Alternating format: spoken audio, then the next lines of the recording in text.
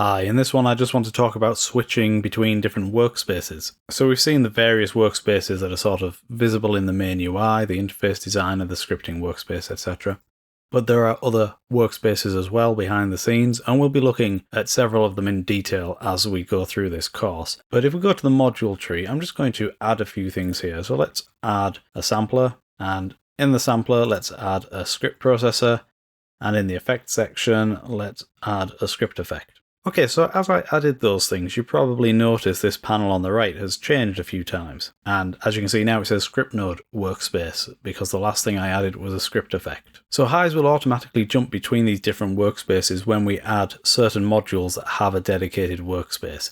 So any script effects are going to go to the scriptnode workspace, and any samplers will go to the sampler workspace, and any regular scripts, MIDI processors, will go to the scripting workspace. And now let me show you how we switch between them.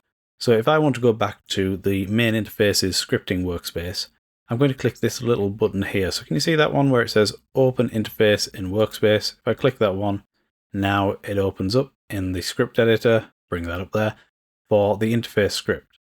And I added this second script processor here. So if I want to go to this script processor's workspace, I can click the little button here. So wherever you see these little square expand buttons, these are going to take you to the workspace for that particular module. So for the sampler, let's click on that, and now we're in the sampler workspace. And then we can get back to the script effects workspace like this.